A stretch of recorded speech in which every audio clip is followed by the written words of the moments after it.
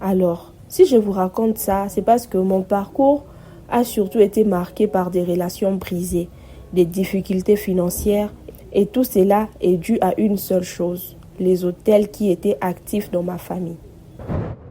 J'ai eu mon premier petit ami. Par chance ou par malchance, je suis tombée enceinte de mon premier enfant. Mais quand le garçon est venu chez moi pour me demander en mariage, mon père a refusé. Et n'oubliez pas que le père de ma mère a également refusé qu'elle épouse mon père. Mais revoilà donc au même point. Après avoir intégré mon université, j'ai obtenu mon diplôme avec mon fils. Mais j'ai aussi entamé une relation avec un autre homme. Alors mon père me dit, d'accord, si tu veux y aller, vas-y, restez, mais on ne fera pas de mariage. Je ne te donnerai pas mon consentement pour quoi que ce soit. Alors je pars et on commence à vivre chez ces types. Alors quand je suis partie, je louais une chambre, je commençais à vivre avec les enfants. Mais après 3 mois, j'ai appris qu'ils s'étaient remariés. Oui, encore une fois. J'étais donc occupée à essayer de sauver ces mariages.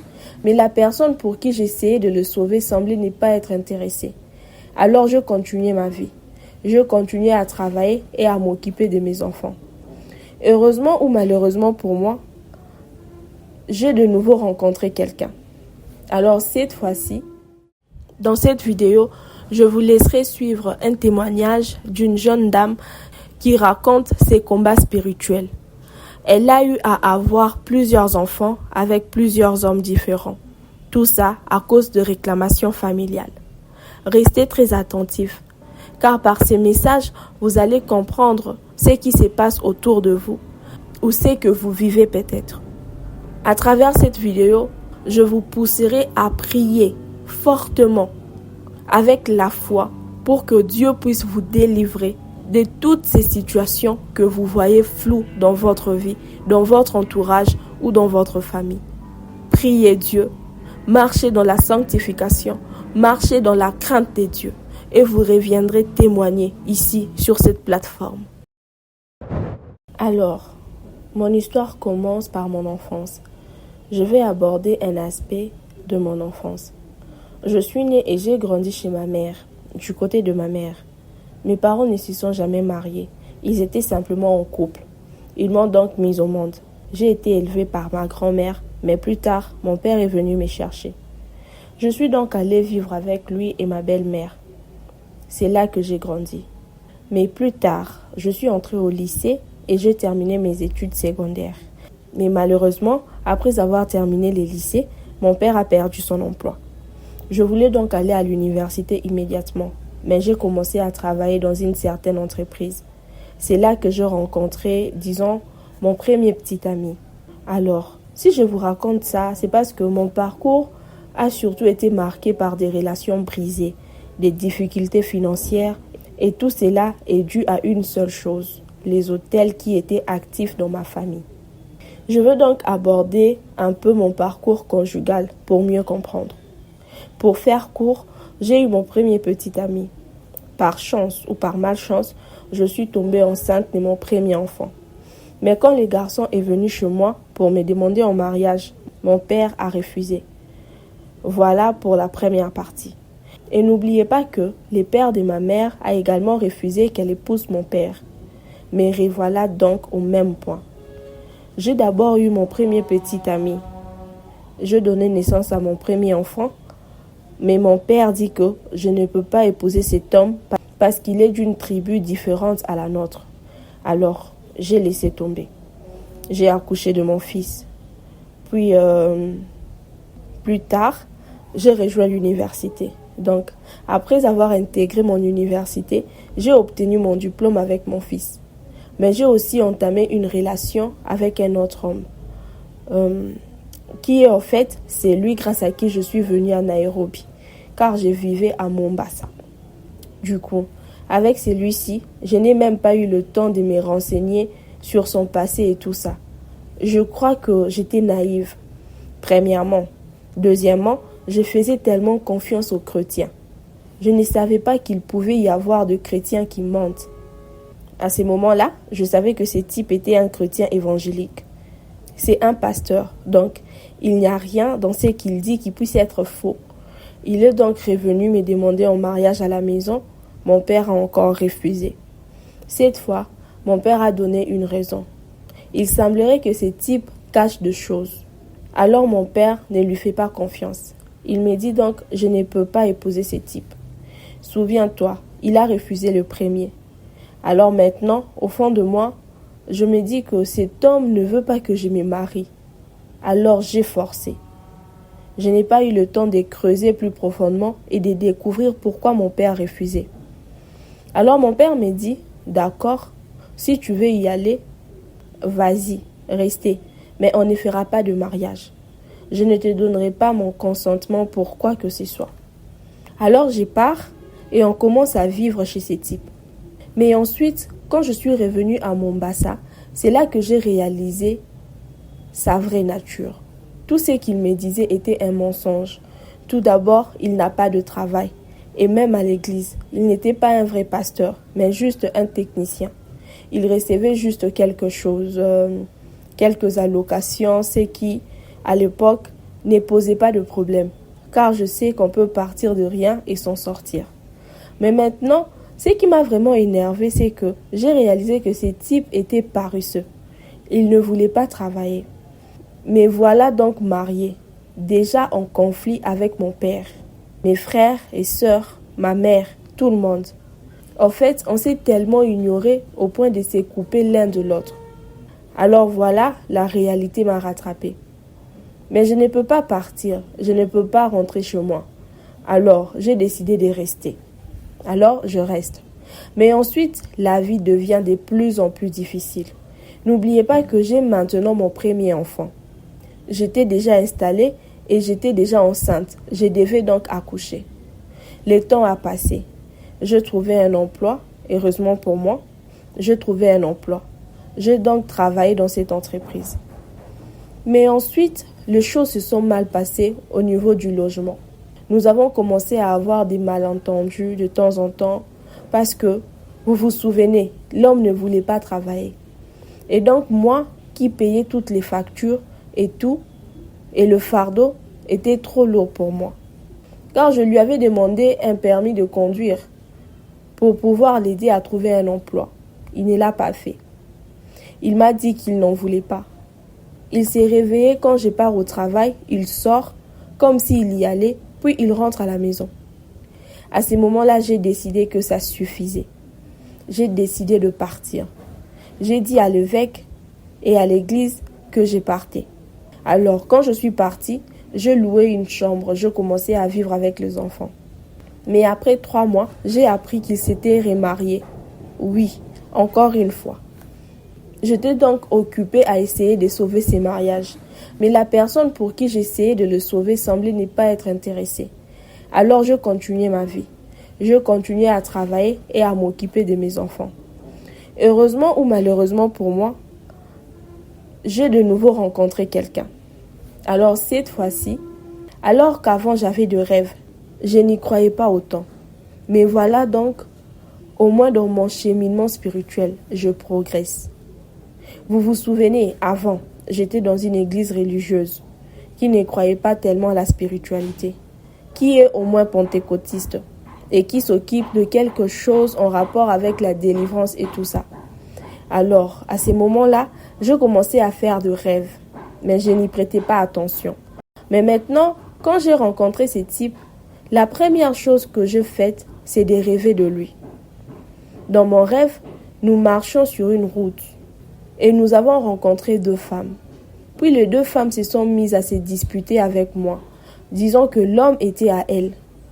Ensuite, l'homme s'est enfui et m'a laissé en plan. Alors, quand je me suis réveillée, je n'ai pas fait trop attention à ça. Mais plus tard, j'ai regardé son téléphone et j'ai trouvé 2 femmes. L'une avait un enfant avec lui et l'autre prétendait être enceinte de lui. Mais sur le coup, je n'ai pas réalisé que c'était le même rêve. En fait, bien plus tard, maintenant que je suis, je pense, spirituelle, au moins à un autre niveau, c'est là que je commençais à réfléchir à ces rêves. Alors je me suis dit, c'est comme si Dieu m'avait averti à propos de cet homme. mais je n'y avais pas prêté attention.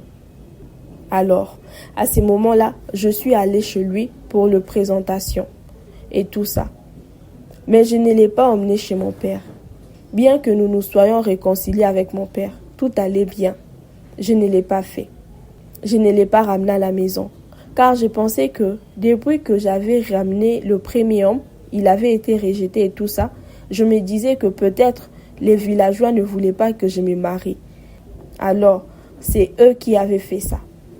J'ai donc dit que cette fois, je ne ramènerai pas cet homme à la maison. Je le prendrai après que nous ayons peut-être passé un certain temps ensemble.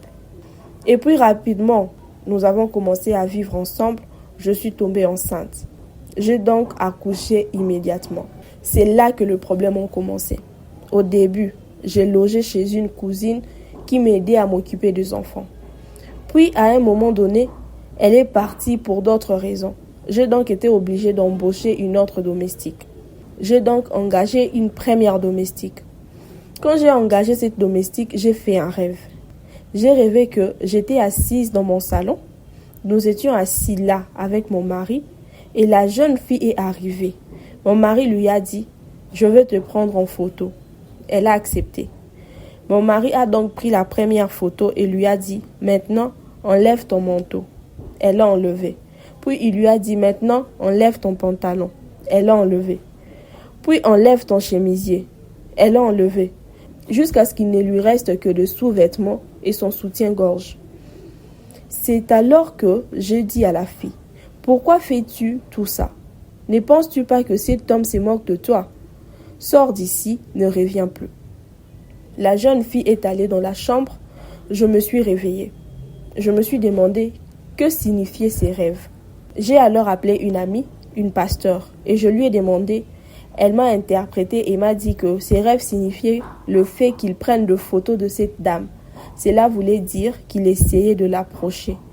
Et le fait que la dame enlevait ses vêtements sans résistance signifiait qu'elle était détendue et qu'elle allait céder. Alors je lui ai dit « D'accord », puis je suis retournée voir Dieu. Au lieu de dire à la fille de partir, je suis retournée voir Dieu et j'ai demandé « Dieu, si c'est vrai, s'il y a quelque chose. » Parce que vous voyez, j'avais tellement confiance en cet homme que je ne croyais pas qu'il puisse faire une chose pareille. Alors j'étais dans le déni. J'ai laissé mon téléphone sur la table en mode enregistrement et j'ai activé le mode avion. L'homme arrivait, il n'habitait pas là avant. Il logeait dans un autre endroit. Il venait, donc juste le week-end. Ce jour-là, il était censé venir et j'avais laissé mon téléphone là-bas. Je suis allée au salon de coiffure. J'y suis restée 2 ou 3 heures. À mon retour, j'ai constaté que l'homme était déjà arrivé. J'ai donc pris mon téléphone et je suis allée dans la chambre pour écouter les enregistrements. Ce n'était pas facile. Oui, l'homme est venu. D'après les enregistrements, ils s'embrassaient. Ils faisaient des galipettes et ma fille avait 4 mois à ce moment-là. Elle était là, sur la table, en train de pleurer. Et ils étaient occupés à faire leur truc. Puis, ce qui les a arrêtés, c'est que mon deuxième fils jouait dehors. Mon aîné n'y était pas. Il était en internat. Alors, j'ai entendu l'homme dire à la dame, « Où est ce type, ce deuxième fils? Où est-il » La dame lui a répondu, « Il est dehors. » Et l'homme lui a dit, « Toi, tu vois, il est comme la tarte de sa mère. » Alors, il pouvait bien finir par nous trouver. On cherchera une autre fois. Ils s'étaient mis d'accord. Moi, je n'ai rien fait. Nous sommes allés faire les courses avec l'homme. Nous sommes rentrés. J'ai préparé les dîners. J'avais prié Dieu de me donner la force de gérer la situation. Quand ils sont rentrés, j'ai appelé la femme dans la chambre et je lui ai demandé ce qui s'est passé entre mon mari et elle. Elle s'est mise à pleurer et m'a dit qu'il n'y avait rien.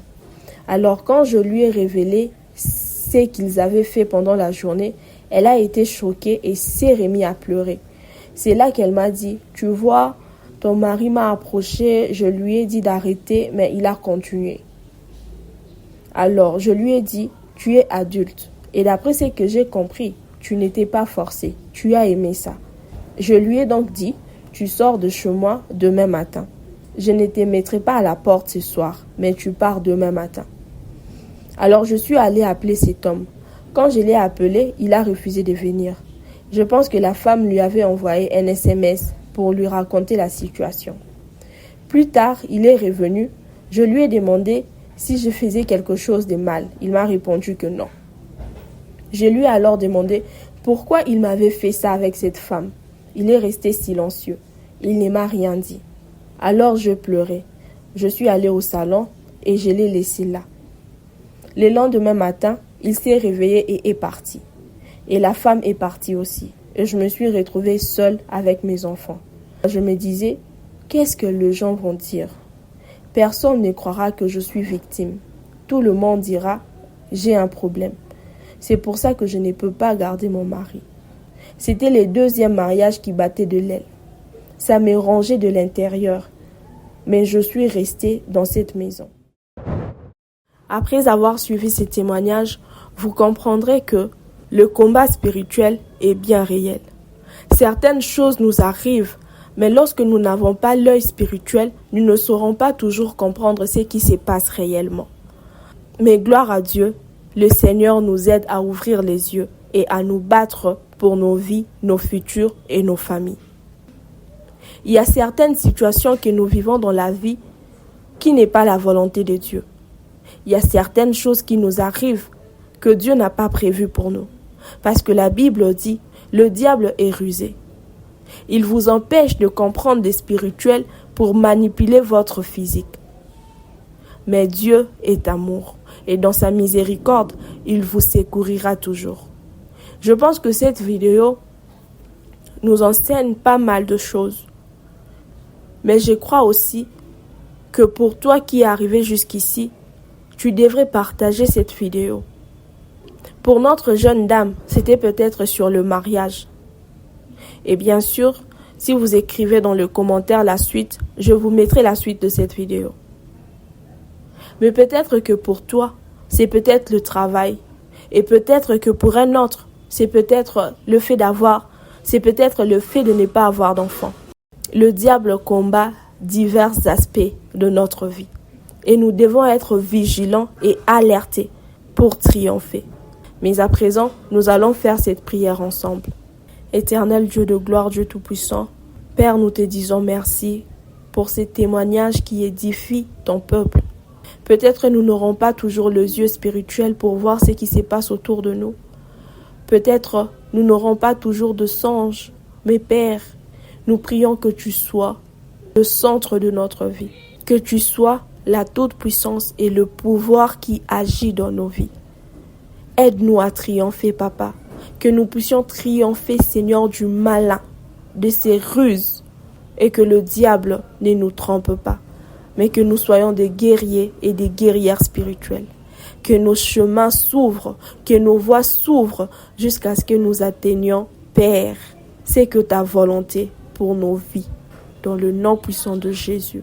Que ta grâce soit sur nous et que chaque personne qui a suivi cette vidéo soit bénie dans le nom puissant de Jésus-Christ et qu'elle triomphe de ses combats. Amen. N'hésitez pas de mettre vos témoignages et vos préoccupations dans le commentaire. Nous partageons l'évangile ensemble. À très bientôt. Que l'Éternel Dieu vous bénisse.